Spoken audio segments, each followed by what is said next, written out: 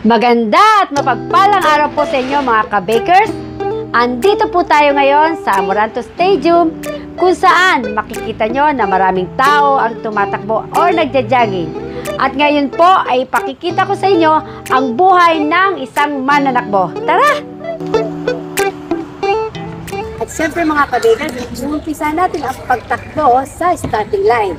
Siyempre sa umpisa, excited tayo tumakbo. 3, 2, 1.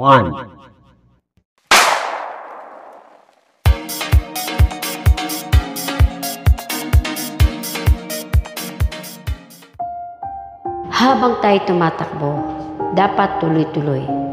Sa umpisa na pagtakbo, medyo magaang, relax at tag-enjoy ka pa. Diretso ang tingin, focus lang. Pero huwag tayo susuko. Enjoy mo lang ang pagtakbo. Laban lang. Andyan si Lord, sasamahan niya tayo sa bawat laban natin sa buhay.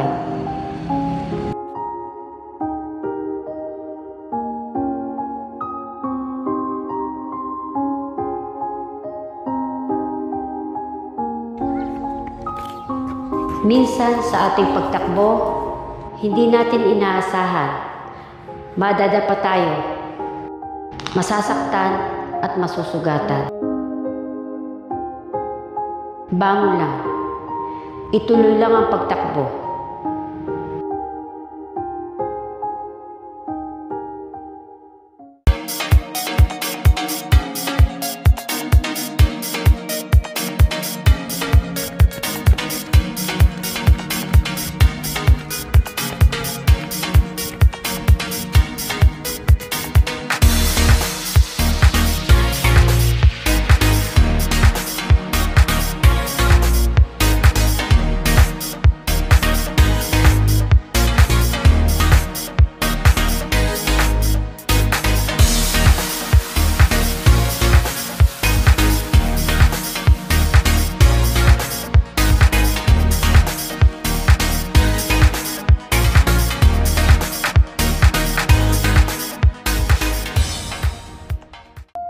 May pagkakataon na masasagi ka ng kalaban. Huwag padadaig. Bilisan ang pagtakbo, tapusin hanggang sa finish line.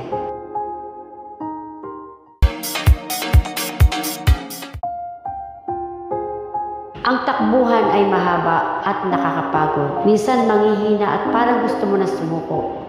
Huwag kang patatalo.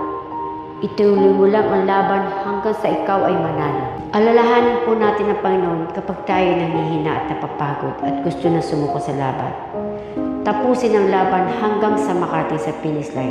Sabi nga sa Gawa 2:25, gaya ng sinabi ni David tungkol sa kanya, alam kong kasama ko ang Panginoon sa tuwina.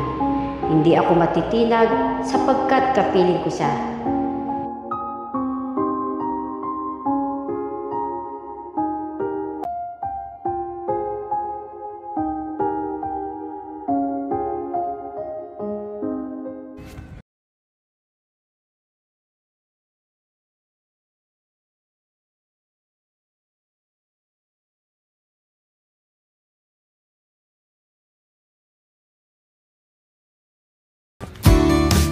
Mga ka-bakers, natapos na po ni Tita Chang ang pagtakbo.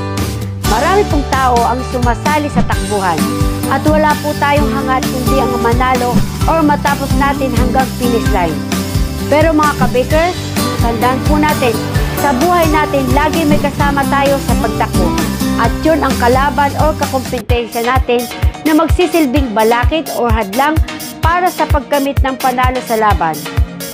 Sa pagtakbo, ang kailangan lang natin ay iba yung pagsusumikap at pagtsatsaga para tayo manalo sa laban at makaabot tayo sa finish line. Ako po ang inyong Tita Chang na nagsasabing maganda at mapagpalang umaga po sa inyo lahat. God bless!